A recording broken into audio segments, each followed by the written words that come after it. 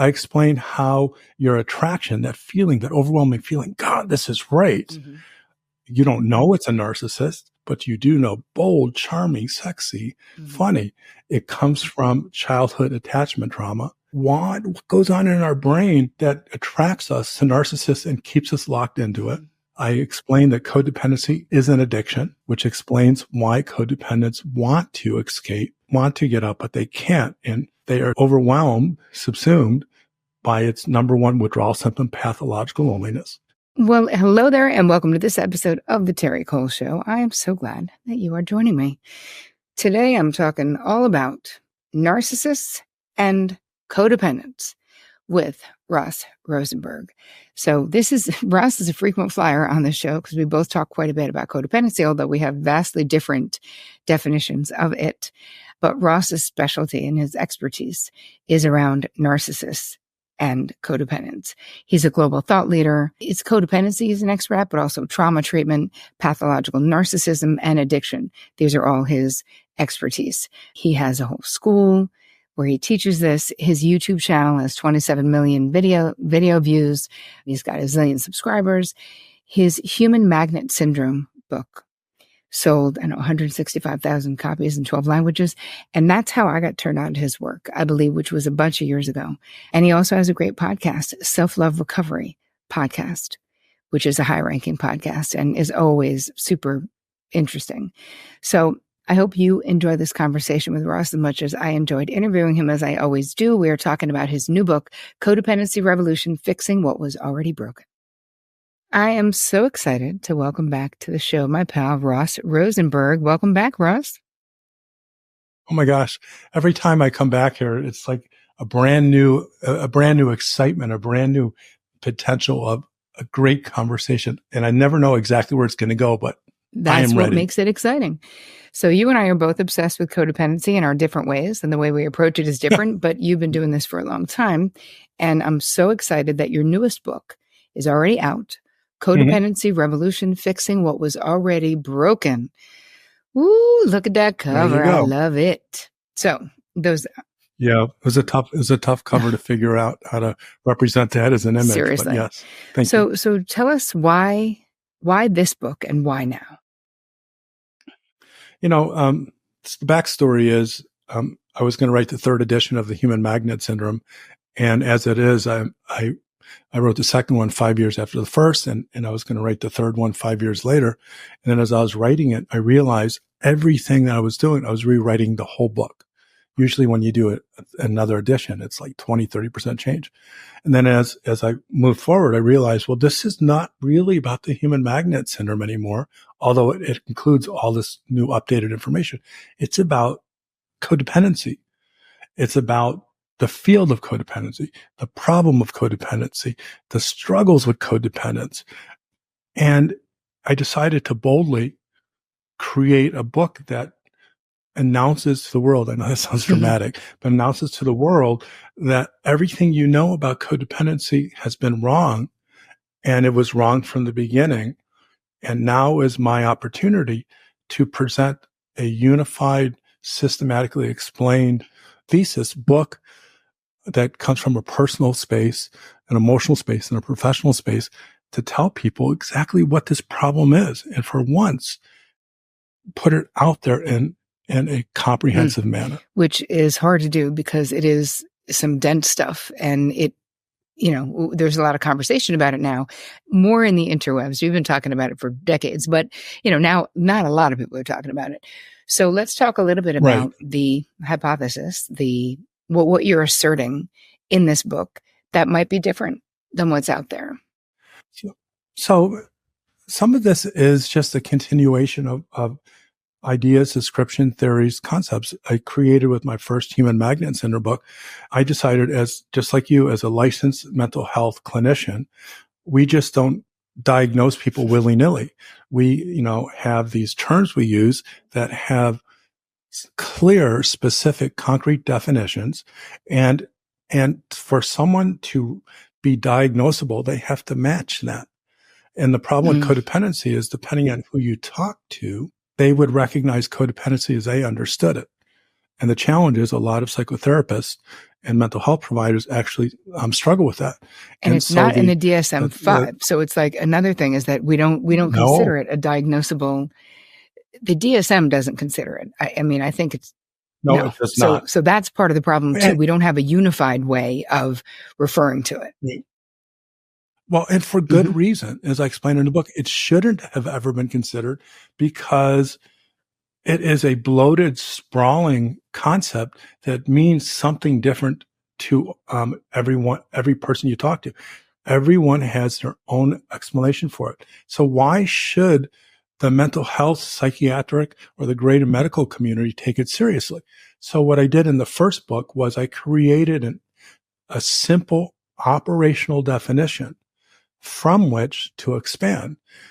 So that, for example, if you have ADHD, like I do, thankfully I'm on my medicine for today's show, but you forget, you get distracted, and you go down the list, and there's maybe 8 or 9 things you got to match up to. And if you have all those, the doc can say you got ADHD, and then you can figure out treatment. Well, I wanted codependency to be the same way. So my fantasy is that through this book, I will initiate research that it will eventually become a diagnosable mental health condition. So what I created was this simple explanation.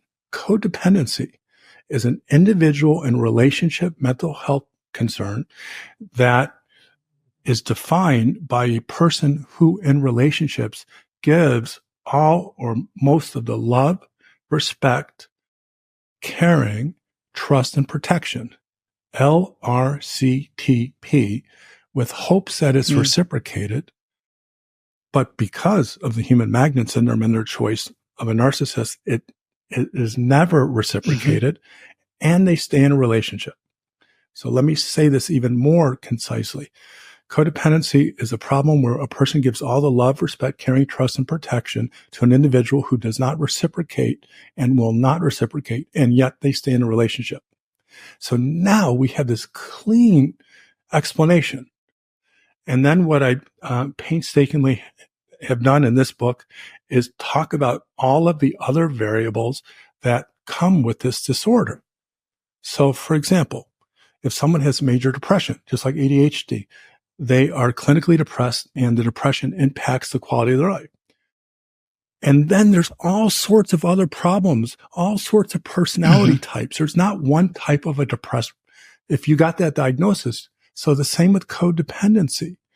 I created personality types, and there's 10 personality types I created. I created an explanation for why codependents predictably, and I say this almost like it's a mathematical equation because that's how accurate it is. The human magnet syndrome, the theory says that people who are codependents give all the LRCTP and doesn't get it reciprocated but stay. They reflexively choose or are attracted to and choose a narcissistic lover. That's the human magnet syndrome theory. They do it over and over again, just like I had. They have a broken system. And I explained the whole human magnet syndrome phenomenon. So, by the way, I'm giving you just a quick synopsis of the book. I explain how chemistry works. I explain how your attraction, that feeling, that overwhelming feeling, God, this is right. You don't know it's a narcissist, but you do know bold, charming, sexy, funny. It comes from childhood attachment trauma. And I go through that and I explain the biomechanics, which sounds really complicated. What goes on in our brain that attracts us to narcissists and keeps us locked into it. I explain that codependency is, as I understand it, as I've been talking about for almost 12 years, is an addiction, which explains why codependents want to escape, want to get up, but they can't. But should they are overwhelmed, subsumed by its number one withdrawal symptom, pathological loneliness. I say something that I think is going to really anger a lot of people, that Codependency Anonymous has it all wrong. And I love 12-step programs. I'm a big fan of them, but they have it all wrong. And I talk about that and why the fundamental beliefs on their definition of codependency from the beginning. And then I talk about the history from the very beginning of how what we know about codependency developed, how it became this big, large, unwieldy monster that means everything to anyone. And then I talked about my new explanations for codependency is as self-love deficit disorder, and the cure for it is self-love abundance, and more. Yes. But I'm going to stop myself because I'm not here just to talk. No, but and more. And I think that, a lot of people identify with this. My question for you, Ross, because this has been the topic that you've been diving into for many years and sort of making this more complicated, especially people involved with narcissists. You're making it more accessible for them to sort of see a path out of these relationships. I try. Well, I mean, it can be incredibly, as you share in all your books, it's hard to get out. This is the one of the biggest things, and we understand the pathological loneliness and that feeling of it's just so painful that even being in this bad relationship feels better than that. But that's only a short-term solution because in the long run, it's an addiction. Exactly. It's never a solution, but our brain makes us think it's a solution. And like any other addiction, we think it's fun, it's euphoric, it'll be great. But once we do it, we are let down, sad, more shamed. And then because we couldn't stop, and then therefore less powerless. And it's that addiction. That's why I created an awareness of it's an addiction and the bone aching pathological loneliness as the withdrawal symptom. So for you, what is share a little bit, if you would, what is your personal history with codependency, narcissism? You didn't warn me about this. Okay. Well, where's my, where's that, what's that they call that, where it's a non-disclosure? Yeah. Where's my NDA? No one's listening. Is anyone listening here? Okay. This is between just you us, and I, right? Just you and me. Okay, good. I'm so glad. No, seriously, I'm blessed because of all my failed relationships and marriages. So I've been divorced a handful of times. I tried to find out why I keep doing this. Why do I keep falling in love with as my one therapist told me, 12 years ago, I keep falling in love with the same person, but a different face. And no one had an answer. And, I'm hard on myself to begin with. But without an answer, I just racked my brain. And so eventually I figured it out. And that's the human magnet syndrome story, which I don't want to go into because that's a little bit on the likely side. But I have been married and divorced just like any other codependent or person who identifies with self-love deficit disorder, with someone who in the beginning seemed like my soulmate, who would devolve into, as my dad said, cellmate. And they were beautiful. They were gorgeous. They were exciting. They were puzzling, sexy, sensual. Everything told me this was right. I felt it in my gut, my bones. And of course, what I wouldn't know until I figured out myself that I was codependent, and codependents fall in love with pathological narcissists, people with personality disorders. And that eventually the cloud of euphoria, or what we call limerence, or what Dorothy Tenoff named limerence, is that cloud of everything is perfect. I can't sleep. I want to be with you. Touching you gives me goosebumps. Well, that goes away. It goes away with healthy people and it goes away with narcissists and codependents. But the difference is if you have a healthy, mutually self-loving relationship, now you're with the person to get to know as a friend. But with a codependent, now you realize you are with a narcissist, and the narcissist is now becoming narcissistic in a way that is upsetting and hurtful. You stay. And so that was my history. I already know that everyone who has that history can identify with the human magnet syndrome. They carry shame because that is a foundational cause of codependency, trauma, and shame. And so my shame was worse because I felt like I was a hypocrite. I felt like I was saying one thing to the public, but yet oblivious and trapped by another thing. And so it took me a while. Even after I wrote my first book, I was figuring it out. So it is because of my failures, the shame was unbearable. So I would double down and try to figure it out. And so that process has been ongoing. Like when I was in college in my first couple of psychology tests, they taught us that most research is done with either rats or college freshmen. Well, I am my number one research subject. And then from that, I bring it to my treatment program for codependency or narcissistic abuse. And I keep evolving. And this book represents the evolution, the revolution. That's why I called it the codependency revolution. It's a big deal to finally say, this is it. We all need to come together on this.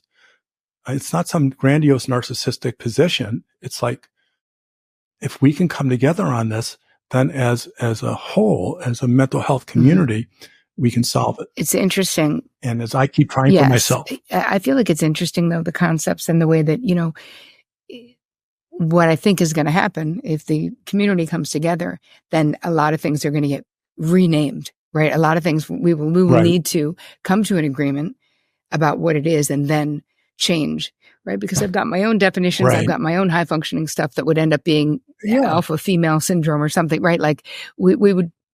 Everyone has their own, smart people and people that just smart people and others. And they work it well according to what they know. It's not like this idea is the only one. The reason I think people should adopt it and I'm going by personal experience, actually professional experience, is I rarely, and Terri, I mean, rarely do I tell people my ideas about codependency and people go, that makes no sense. Almost everyone goes, oh yeah. So no one says, well, it's not like, well, I'm a Freudian and you're a Jungian, or I'm a cognitive behavioral and you're self-psychology.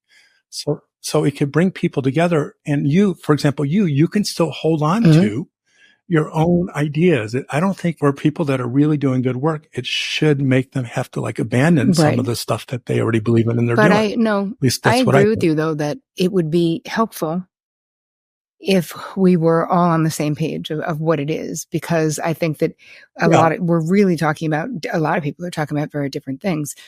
You have a top ranking podcast. Your YouTube channel is huge. Your books have been bestsellers. Like what you're talking about, people are picking up what you're putting down. People are identifying and resonating with the way that you're sharing it. And I think that, well, thank you.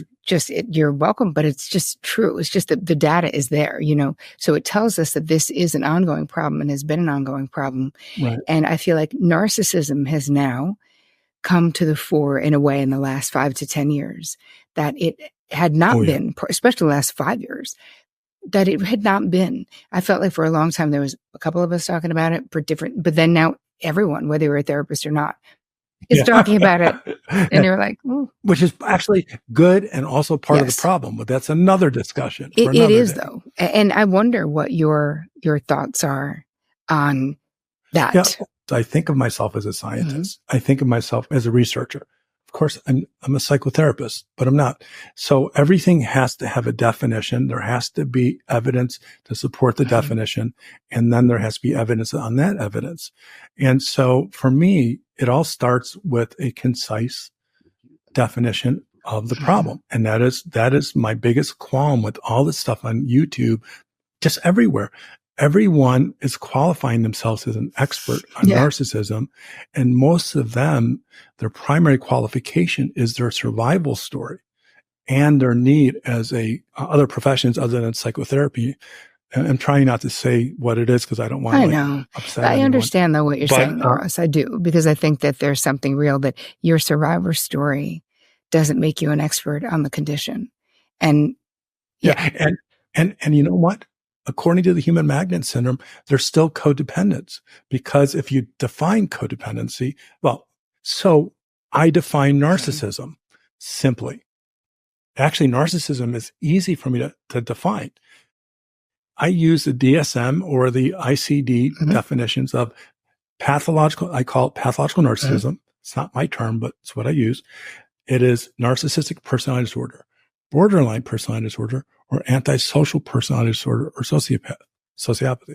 So not only do I specifically define what is the type of person codependents fall in love with. And I created a theory that is called my relationship compatibility continuum theory, and say not everyone is diagnosably pathologically narcissistic. Not everyone is diagnosably codependent. A lot of people misunderstand my work until they read my book. I said there is a continuum, and so the human magnet syndrome accounts for how codependents and pathological narcissists come together and create a bonding that codependents can't get out of.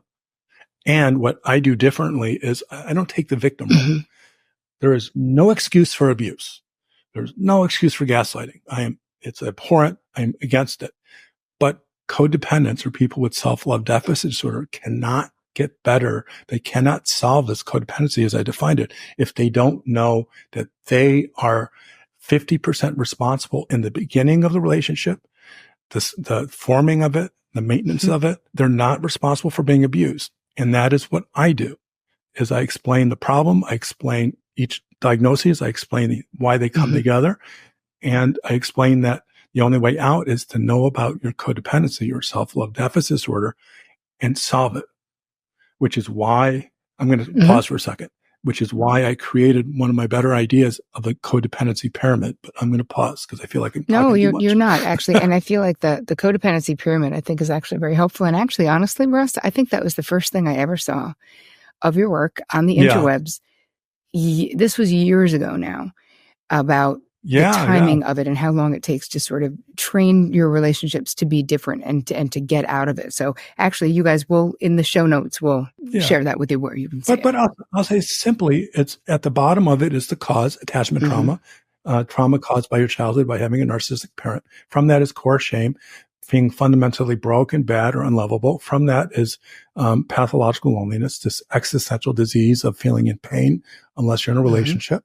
From that is the addiction, codependency addiction, of the need to make the pain go away. And then at the very top of the pyramid is everything what a codependent does. And that's where people mistake codependency as the symptoms. Yes. That was pretty concise. So we got it. We're not the symptoms, but what we're really getting to, and what you're getting to in the book, is the origin of these wounds. Because it's in that deep understanding is when I think this is where people can make changes, rather than looking at it like, why is I was just teaching something and people were asking, why was my father this way? Or why couldn't my father accept me the way that I was, or whatever? And I was like, here's the thing. And I remember being in my 20s and asking my therapist why my father couldn't be, the daddy's little girl type of father, or now they have like girl dad hashtags, right? Why couldn't he be like that? Right. And she basically was like, Terri, there's a better question to ask than that, because you'll never have the answer to that question. And the better question was, from her to me, was, could I feel loved by the limited way my father was capable of loving me? And I was like, I've never even thought of that, and I've never tried. But I feel like there's something about the way that you're presenting that is sort of similar. It's like, the symptoms are one thing, right?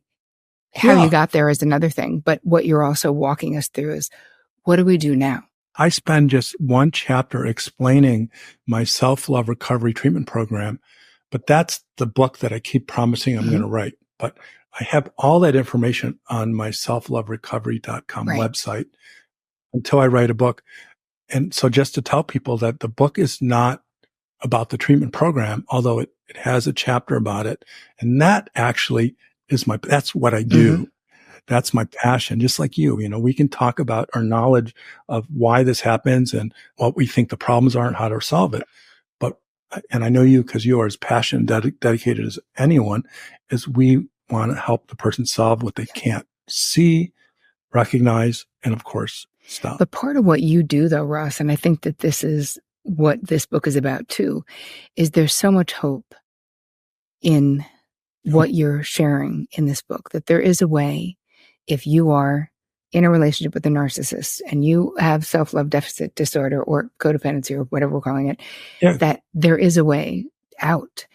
And I really do think that it's so deeply rooted for people, and it's so complicated, and it's so misunderstood from the outside in, that this book that we've waited a long time for is going to be a light, like an actual pathway out of this incredibly painful situation, and how we can grow, we can learn, we can change.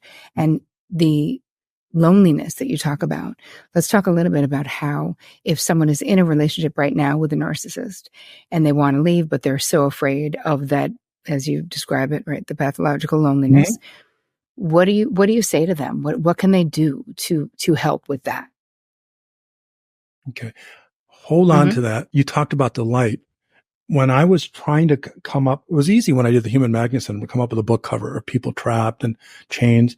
But how do I come up with that graphic of the codependency revolution? There is the sun. So the revolution is behind a wall, and there's a tear in the wall, and you see revolution, and behind revolution is this bright sun shining through. I didn't know how to represent the codependency revolution in a graphic. And I'm graphically inclined. I love that. And the sun of not only hope, but we have to look at things differently. So I just wanted to share that with you. I didn't even know that was the cover. Yeah, it was actually really cool. I was so happy with her. So to the question, what do we do? It really all starts in understanding. And it's so important of understanding what the problem is. It's like medical science. There are so many disorders that it took hundreds of years for them to figure out what it was. But until they figured out what it was, the treatment for it wasn't helping and sometimes hurting. So we now, I believe, according to my book and my other stuff, understand what codependency is. We understand what narcissism is. We understand why codependents come together, all this other stuff. And we understand that codependency is caused by trauma, comes from a childhood that has been disassociated, like PTSD is disassociated. You cannot remember it. Your brain cordons it off, and you can't access it in regular therapy.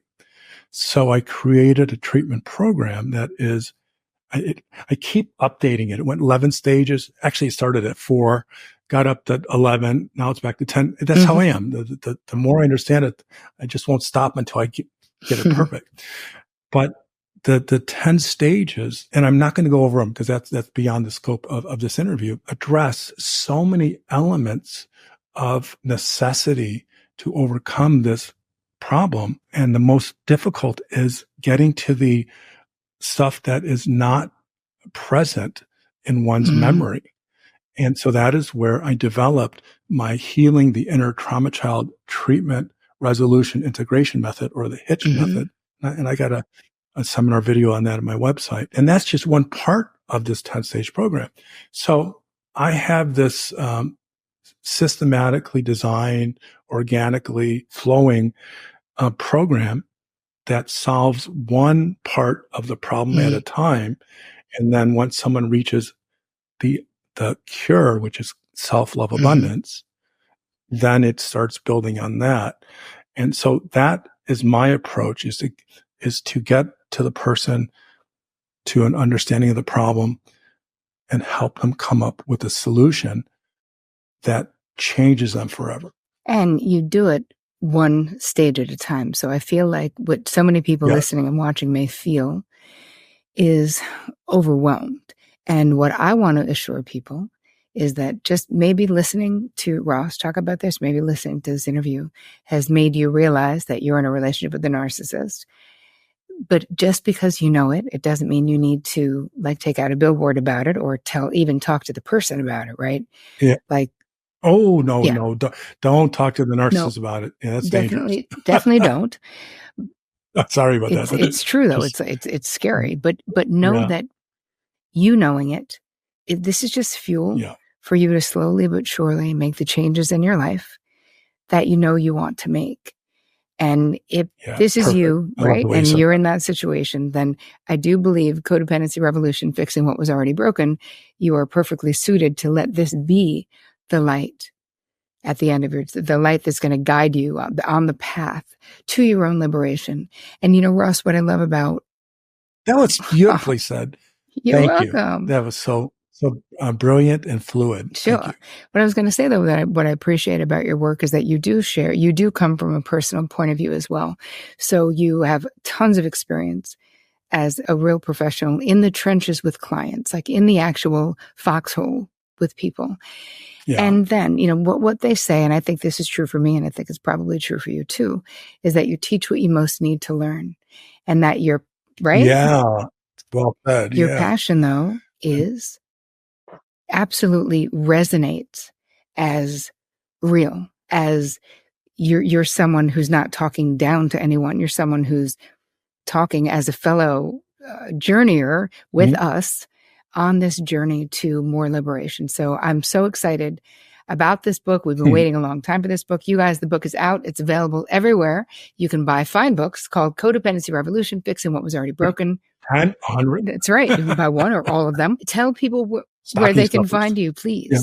Everything about me is at my selfloverecovery.com website, which is my company's Self Love Recovery Institute, but selfloverecovery.com, or just drop us an email at help@selfloverecovery.com. My book is available there. I prefer people buying it there, but you certainly can get it on Amazon and Kindle, Audible, and all the other versions. All right. Excellent. Thank you so much for spending time with us today, Ross. It is always a pleasure. I really appreciate you. Oh, I appreciate you. Thank you, Terri.